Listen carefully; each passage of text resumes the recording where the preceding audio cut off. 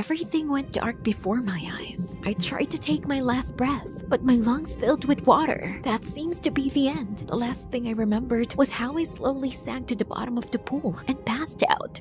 A sinking mermaid. What a stupid situation. I just wanted attention because my parents ignored me since childhood.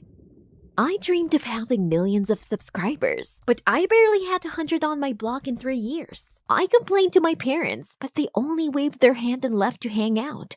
Because I was born when they were teenagers, Mom and Dad didn't get enough of it.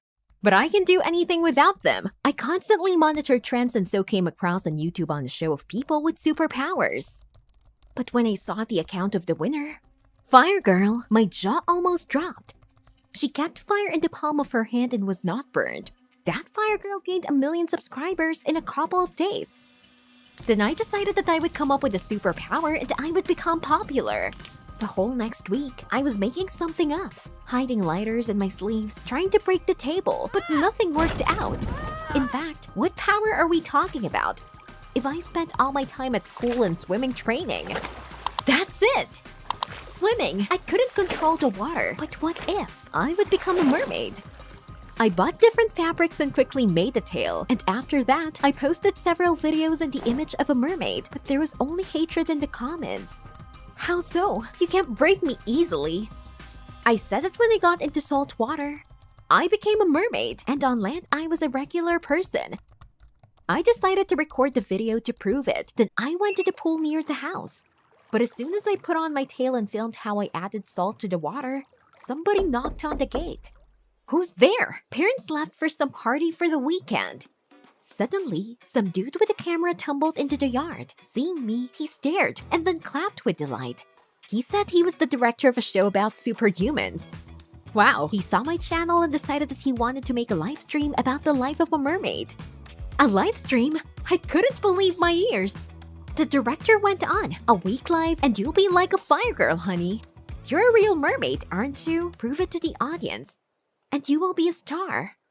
I already imagined millions of subscribers and immediately agreed. But as soon as the director left, I realized that I was in over my head. How was I supposed to prove it? The audience would look at my every move. I didn't sleep all night and decided to prepare in advance. And when the crew arrived, I was already in the pool. The director was thrilled with the tricks in the water, but shaggy cameraman Rick was scowling at me.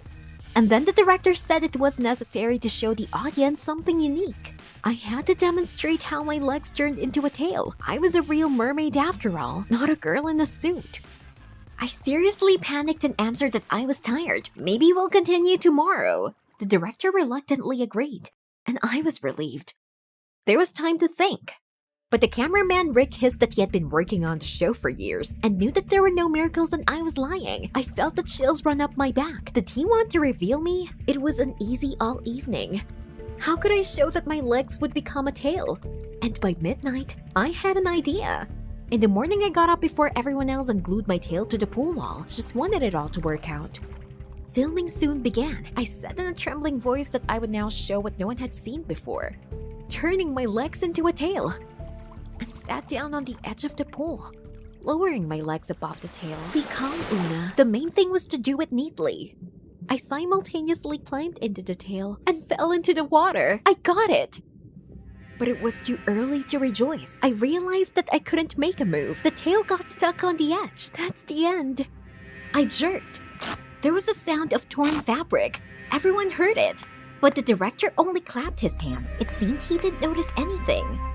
All day, Rick was glaring at me, and in the evening, he suddenly declared he read that mermaids have a beautiful voice. I just had to sing for the audience. To my horror, the director picked up on this idea. So tomorrow, I had to charm everyone with my singing. God, I can't hit the notes. After filming, when everyone left, I took my tail off in a moment. Damn, it was torn. I rushed into the room and started to sew the tail. If no one could see it. Then I started surfing the internet. It was past midnight and I needed to find a suitable voice. I downloaded a relatively good record and in the middle of the night, pulled speakers out of the living room to the backyard. I hope no one notices me lip-syncing. I opened my eyes from a persistent knock on the door. Hell, I forgot to set the alarm and overslept. I always got up before the crew came to discreetly put on the tail, and now there were a lot of people in the yard. I shouted to the director that I was warming up. It took time, and rushed back to look for the tail. I think I put it in the wash yesterday. Damn. I burst into the bathroom and immediately opened the washing machine, but that turned out to be empty. I was in panic. Someone stole my tail. Probably this Rick decided to set me up. I went back to my room and almost screamed with despair. Farewell, my dream of popularity. And then my gaze fell on the balcony, where things were drying. My heart almost stopped. Among the bedding hung my tail. What? And then I remembered that I did it myself. Because of lack of sleep, I managed to forget about it. Now it was necessary to distract everyone somehow while I was taking it off.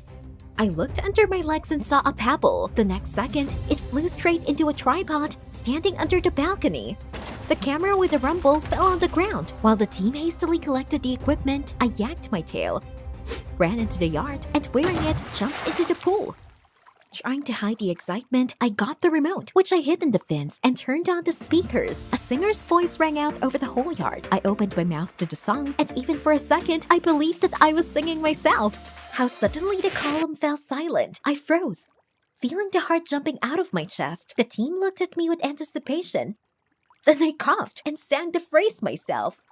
I thought it was the end, but the director suddenly started applauding me. The whole team applauded. The director said that he had never seen mermaids, but after my performance, there was no doubt that I was real.